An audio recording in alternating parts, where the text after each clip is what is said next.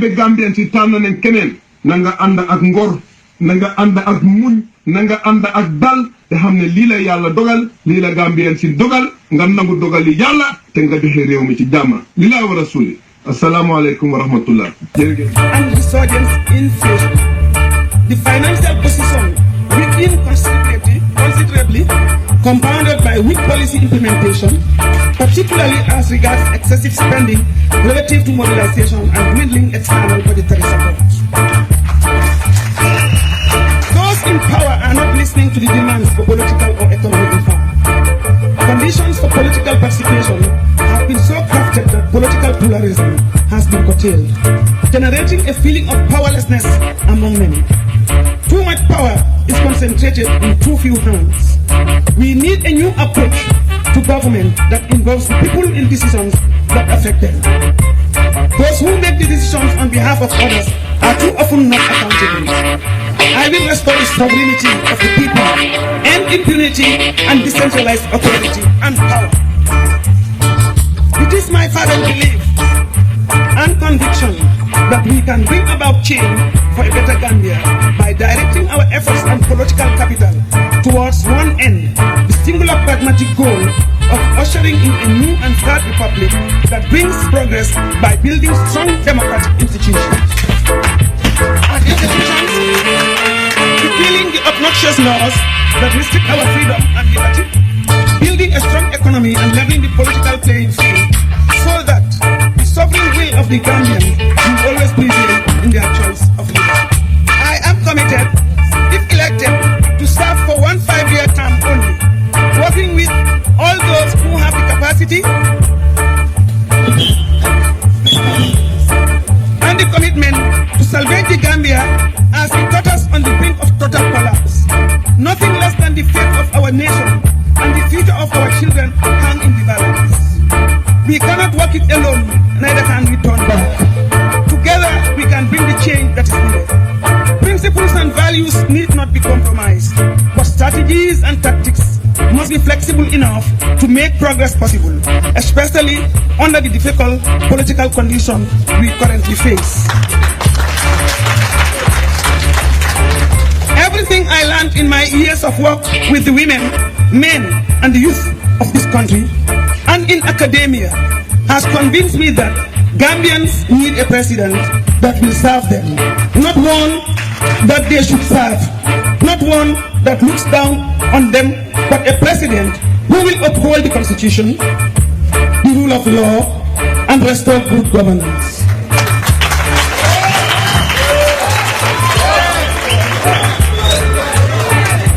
A government that will bring economic prosperity to Gambians. People want more say in the decisions that affect their lives. The old command and control and control politics, doing things to and for people but never with them, has not and will not work. True democracy does not mean voting every 5 years. True democracy requires the active participation of all citizens in planning the development programs and activities for their localities, working with their wards, village development committees, and other development committees, allowing people affected to take leadership in advancing the best interests based on the common good. Together we can stop further degeneration of our beloved country and contribute to give it a new lease of life where hope, love, and appreciation of each other, respect for fundamental freedom, dignity of the person, rule of law, and peace will thrive in an entity that is nothing other than Gambia. Ensuring that nobody is victimized on the basis of tribe, religion, or political affiliation. For this is the true nature of the Gambian people. Gambians face a dire situation with the APRC regime, and every Gambian has a story to tell. But I urge you to muster courage and stand so that we can make the Gambia better. I seek your support in our quest to bring the Gambia out of isolation, to build bridges and linkages with people of other nations in partnership that safeguard, protect, and promote the interests of the Gambia as a sovereign state. Gambia's interest is best served by engaging with other nation states and being part of the wider international community. I want us to usher in a Gambia that will bring on board the hearts and minds of all Gambians in the diaspora, including those who left the country because of the tribulations, the persecutions, fear, and abuses they faced as private citizens, entrepreneurs, academics, politicians, and activists.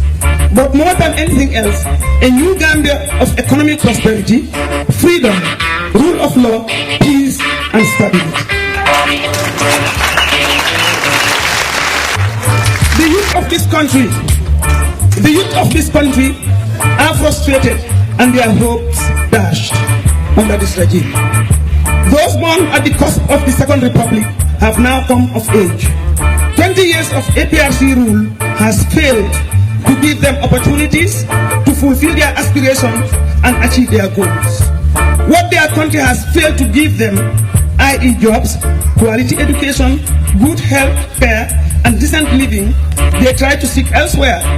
embarking on perilous journeys across the harsh desert and the wide Mediterranean. The Gambia needs you most now of all times as nation builders and agents of change to build a better Gambia for us all. The belief that the APRC cannot be defeated by election is a misconception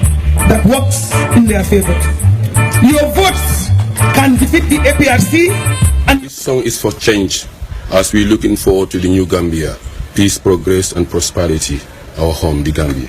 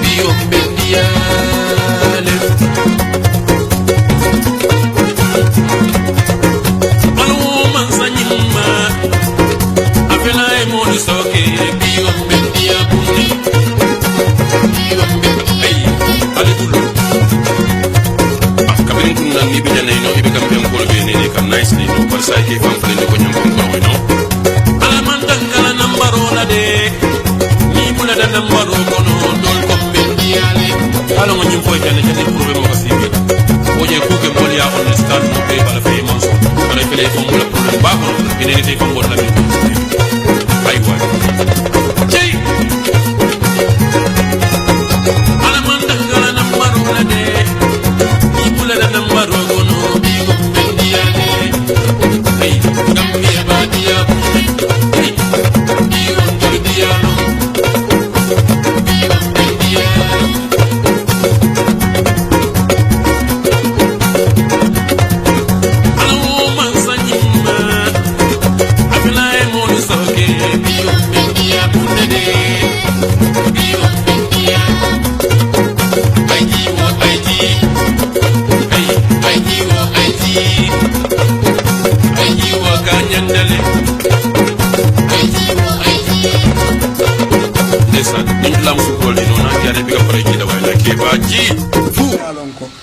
Wale jamut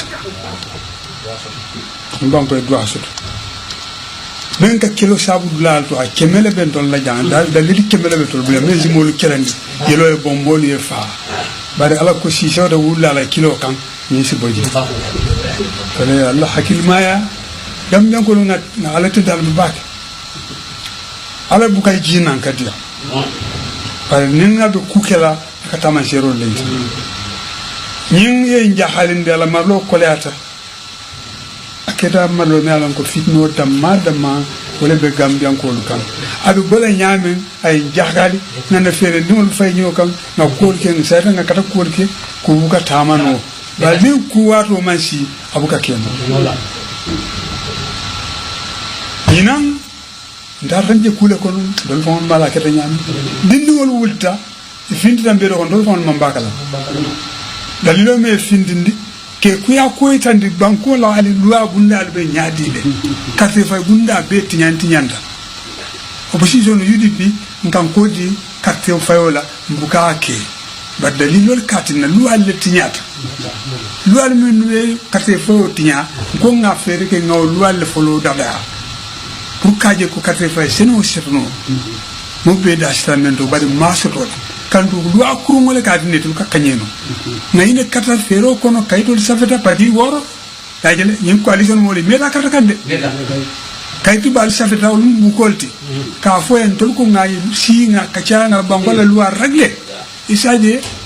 fitna kana so gambia kandu fitno na min kruya lokuta bangola aka fitno lo gudu bar masatu nola ngal mitio kanen pour aici en commandi bar aici te fambu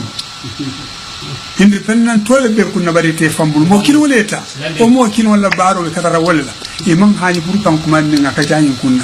sa fele ngam ko di kate fay dola do kana yine dinni won pas e kuma dal nga fili sa ngayta do dunia na bango lu al man bezia ngie fali ar apoy ke kate wala tout am limita nin fonko ye wala ki filtra mbiro ko wata ala wato la sitia e nyapite kam ne kabaji wato tey tikani mbanko do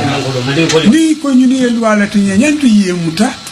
yi samba yite kitin bari hari mo ko itade samba ina yi dinno fa dol be jiwul do ko le akon ñi neen tol fintindi ba o sin sa nda ka jaw bi waru may mo fa do dol fa wuli wato sita ñi ne wulindi ko sayande ku fla ku kilin dol dol lawa ku fla ni nga ñi dinno ko balori ya findi min ngaji nato baluri ya dinna ngata ngasura vinda mbedo ko ngafu banderol muta ko dunia so sakala mo ngalo ko dunia balon na journalist wala folo ko man jene jiwa ko ay sawdande wuro kumata ko nyin dinno e buta ala misalon arji man ma fata ko ratu to le afa o so say ye na frodi ni fure ni nga amisalo mendi namo ka do baro man dina badal ba na furo na kula da dunga kalanga na wala ke ko yo ke kaso dum marani ko kum fa da betal ko na furo ya dinna kendo wara afago ko ngalu wala tinya ye molu ni palli ko wala bul sambo kerra kamul bunda e ranam min aje biri ndul samba dinna kala landa tan manya man ni ga newna ta lawoka aje di ñine molu be sula sain tadi usain banko fra tembelto na fereke wara kafo men ba trai kambru ka kafu nyoma no ko ke mira kilindi ngani kelendi ake bunda kilinti parce que ni ngali a chondi hatta sotuna abita sawotuna